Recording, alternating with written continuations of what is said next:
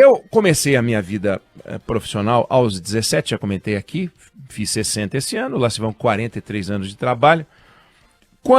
E comecei a trabalhar no primeiro ano da faculdade, né? E quando eu me formei, fui contratado pela Editora Abril, onde eu fiquei 20 anos, e quem me contratou foi o jornalista Thales Alvarenga, que eu admiro muito, que infelizmente partiu cedo, partiu aos 61 anos. Aproveito até para mandar um beijo para a Tina, mulher dele, uma amiga queridíssima. E eu cito o Thales porque ele brincava com uma mania que eu tenho de fazer conta. Nem tudo pede conta, autoriza conta, encomenda conta, mas em algumas ocasiões, para a gente fugir do achismo, é bom fazer uma conta. E todo mundo tem direito a achar alguma coisa, a ter uma opinião, mas entre você achar alguma coisa e aquilo ser verdade, às vezes vale a pena você dar uma checadinha, né? E em certas situações, aquilo que a gente acha não resiste a um processo de checagem, que as contas ajudam a gente a fazer. Citei outro dia aqui um exemplo muito simples, muito objetivo. Tem gente que acha que armar a sociedade é uma boa forma de combater, reduzir a criminalidade. Tem gente que acha que armar a sociedade atrapalha, até aumenta a criminalidade. E aí eles ficam discutindo isso e não apresentam um dado que sustenta o que eles dizem. É na base do gogó. Aí quando eu quis entrar nessa discussão, eu antes fui me informar, fui fazer uma conta. Eu relatei aqui, peguei que de 2017 para 2023 aumentou em todos os estados o número de armas. E, portanto, isso tem que ter uma consequência sobre alguma estatística. Peguei as estatísticas do número de homicídios em cada um dos estados nesse período de 6 anos. Então, vamos concordar que se armar a sociedade fosse uma saída para reduzir a criminalidade, o número de homicídios teria que cair em todos os estados. E que se a tese contrária fosse verdadeira, o número de homicídios teria que ficar igual ou subir em todos os estados. Aí fiz as contas. Não é fiz, né? Quem fez foi o Excel. As contas não são minhas, as contas são dos dados das bases estatísticas. E constatei que em 14 estados a taxa de homicídio caiu, em 13 ela aumentou, ou seja, não há relação entre o número de armas numa sociedade e o número de homicídios. Por que eu estou falando disso hoje?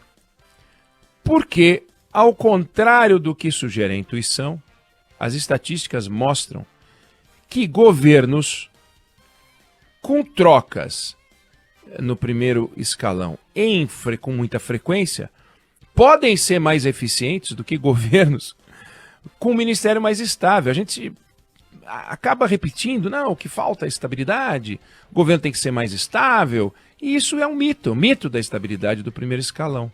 Olha só, o presidente Lula, ele deu uma entrevista essa semana, deu várias, mas numa delas ele prometeu o seguinte: se o ministro das Comunicações, Juscelino Filho do União Brasil, for denunciado, ou seja, indiciado pela Polícia Federal por suspeita de corrupção, ele já foi. Mas se o Ministério Público oferecer uma denúncia ao Poder Judiciário, ele está fora. Aí ele sai. Ou seja, ele estabeleceu um marco.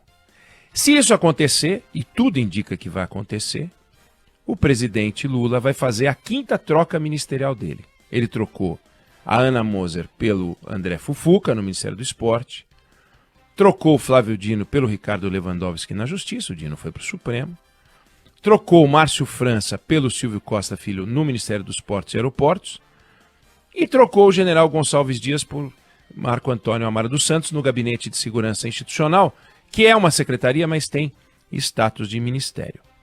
O presidente Lula completou hoje 544 dias de governo. Fez 4 trocas. Pode ir para a 5ª. 4 trocas em 544 dias de governo dá uma troca a cada 136 dias de governo. Claro que não é assim, né? Dá 136 troca, mas é um jeito de apresentar o dado. Isso faz do governo Lula 3, pelo menos até agora, um dos governos mais estáveis da República do ponto de vista administrativo. Se a gente pegar de Deodoro da Fonseca até hoje, contando juntas militares e tal, aliás, contando as juntas militares, a gente teve 39 ocupantes na presidência. Aliás, tirando as juntas, senão daria mais. Que a gente teve a junta em 30, teve a junta em 69, mas vamos deixar 39 sem as juntas militares. Se a gente ranquear os governos por esse critério de a cada quantos dias houve uma troca ministerial, o Lula 3 estaria entre os 10 mais estáveis da República. Se tirar a República Velha, se tirar os governos militares, porque o Costa e Silva foi muito estável nas trocas, ele seria o mais estável da República ao lado do Getúlio Vargas, que também tem uma troca a cada 136 dias. Claro, alguém vai dizer, e é verdade, a gente está comparando o governo encerrado com o governo em curso, e as trocas ministeriais ocorrem mais na segunda metade do governo do que na primeira metade do governo. Mas só para provocação está aí o dado, né? E por que é interessante olhar isso? Porque, olha só, se estabilidade fosse sinônimo de gestão vitoriosa, a gestão Lula 3 seria muito melhor, mas muito melhor, do que a Lula 1 e 2. E outros governos, vamos ver. Ninguém discute que o governo Fernando Henrique foi um governo exitoso, e foi exitoso. Ninguém discute que a primeira passagem do Lula pelo Palácio do Planalto, 1 e 2, mais 1 do que 2, mas foi vitoriosa. Tanto é que ele elegeu a Dilma, saiu com uma popularidade incrível. Ninguém discute que Michel Temer fez um governo com realizações importantes. Importantes. Pois esses 3 governos estariam entre os mais instáveis da história, por esse critério de troca ministerial.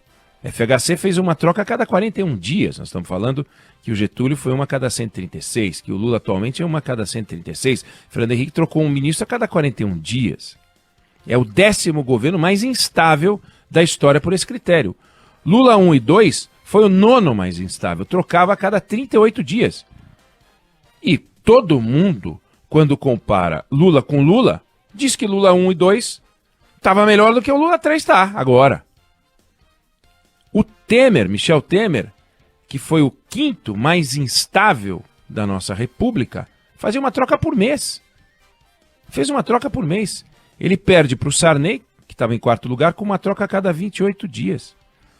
Pega o Itamar Franco. Pô, foi o governo do Real. Pô, quem é que tem para contar, né? Pô, foi no meu governo que fez o Real, o governo dele que fez o Real. Uma troca a cada 17 dias. Ele só perde para o João Goulart, que era uma instabilidade em pessoa, que teve uma troca a cada 2 semanas, isso contabilizando o período presidencialista dele com os 3 períodos de parlamentarismo. Teve 3 primeiros ministros. Pega esse período dele, uma troca a cada 2 semanas. Então, isso tudo para dizer que tem um folclore, tem um mito de que o ministério estável é importante para que o governo vá bem, para que o governo governe com tranquilidade. E não é bem verdade. Não é bem verdade. Dá para listar mais conquistas em ministérios de governos mais instáveis, aliás, né, em governos com ministérios mais instáveis, do que a gente imagina. Itamar, Fernando Henrique, Lula 1 e 2, por exemplo. Ou seja, a gente sai repetindo certas coisas, os analistas saem repetindo certas coisas, poxa, falta uma estabilidade. A estabilidade que a gente precisa é uma estabilidade institucional de outro tipo. É uma estabilidade de respeito às instituições, é uma estabilidade de um poder respeitando o outro, não fazer o que o Supremo está fazendo, que é se meter na alçada dos outros, e como ele é o Supremo, ele diz que não está se metendo, está simplesmente cumprindo a sua missão constitucional, porque ele é o Supremo e ele diz o que é e o que não é intromissão de um poder no outro. Agora fez essa coisa de ficar discutindo quantos gramas de maconha uma pessoa pode carregar para ser considerado usuário. Ah, não, mas o Congresso estava demorando. E daí o Congresso estava demorando? O Congresso está demorando, vamos viver com isso. Não, mas eu não posso aceitar. Sim, porque você é o Supremo. Se eu falar que eu não posso aceitar alguma coisa, não muda nada. Mas se o Supremo diz que não pode aceitar, muda. Ah, mas nós somos provocados. Sim, mas quantas vezes o Supremo já foi provocado e decidiu que não era um assunto constitucional, né? Aí eles decidiram, arbitraram que tinham que interferir no artigo 28 de uma lei porque eles quiseram. Porque eles quiseram, entre outras intromissões indiscutíveis. Como, por exemplo, o ministro Edson Fachin, que decidiu, a gente já citou aqui várias vezes, pelo absurdo da decisão, que a polícia do Rio de Janeiro não podia fazer subir o morro durante a pandemia. Ou seja, ele devia mandar um bilhetinho para o tráfico. Olha, vocês, por favor, nesse período da pandemia, nada de vender cocaína, nada de vender maconha, nada de, sabe, de atirar com fuzil, guarda os fuzis e tal, porque a polícia não vai poder subir. Mas ele é o Edson Fachin, ele é do Supremo Tribunal Federal. Estabilidade é isso. Estabilidade é o governo federal não ficar fazendo uma regra atrás da outra, mudando a regra anterior e a sociedade correndo de forma atabalhoada para tentar entender o que está acontecendo, o que mudou. Na área tributária é um escárnio. É um escárnio. Não, mas com a reforma tributária tudo vai mudar? Vai mudar coisa nenhuma. Vai reduzir. Mas e o contencioso? 75% do PIB brasileiro em processos na justiça contencioso tributário. Sabe quanto é nos outros países? Nos países da OCDE, 0,3% do PIB. 0,3. 75 dá mais de 200 vezes. Tem, para cada processo que tem nesses países, tem 200 aqui. Nós estamos comparando coisa com coisa, né? Porque é porcentagem. Então, isso é instabilidade. Agora, se troca o ministro A pelo ministro B, não muda nada. O ministro, o Itamar Franco teve alguns ministros da agricultura no pouco tempo do governo dele, durou 2 anos e pouco. Não mudou nada. Por quê? Porque a cabeça do Ministério da Agricultura não interfere na agricultura brasileira como interfere, por exemplo, a Embrapa. Lá você vai encontrar estabilidade. Ministro da Fazenda é diferente. Porque no Brasil a gente tem um ministro da Fazenda, que é o que interessa, e o resto. No resto dá para organizar. A Casa Civil é mais importante. Agora, trocar o ministro dos portos e aeroportos, que diferença faz? Aliás, se não nomear ninguém, que diferença faz? Nada, deixa vazio. Ninguém vai nem perceber. É por isso que não há uma relação direta entre estabilidade do primeiro escalão de um governo e eficiência governamental. Porque a gente tem ministérios que não querem dizer muita coisa. A gente tem as pastas porque elas representam um posicionamento político institucional para sugerir que a gente trata daquele assunto. O presidente Lula chegou a dizer sobre o governo Bolsonaro que, absurdo, tirou o Ministério da Cultura, né, que era ministério, virou secretaria e tal. Bom, mas mais importante do que ter ou não ter o Ministério da Cultura é ter dinheiro para fazer cultura. Se o dinheiro da cultura está no Ministério do Planejamento ou está no Ministério da Cultura, o que os artistas preferem? Verba de verdade no Ministério do Planejamento numa pasta da Cultura, ou no Ministério da Educação, vai, porque realmente no Planejamento não faz sentido. Ministério da Educação e deixa lá na Cultura, uma boa grana, ou nada de dinheiro com o Ministério próprio?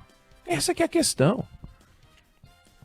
Os peixes não brotam no mar e no rio porque tem o Ministério da Pesca. Então, se tiver, se não tiver, se demitir, se não demitir, se trocar 2 vezes, 3 vezes, 4 vezes, 5 vezes, não muda nada. E por que não muda nada? É que essa estatística ela nos permite afirmar que existe um mito da estabilidade do primeiro escalão do governo, porque as estatísticas mostram isso, onde você tem mini-governos com trocas frequentes, que são mais eficientes do que governos com troca, com ministérios mais estáveis. Por isso eu trouxe esse assunto hoje, a partir do caso do Juscelino, que pode ser a 5ª troca do presidente Lula. É isso aí. Não sei se você concorda, não sei se o Dr. Erbeni concorda com a gente, não sei se você discorda, ou se o Dr. Erbeni discorda, mas essa é a opinião que eu tenho sobre o assunto.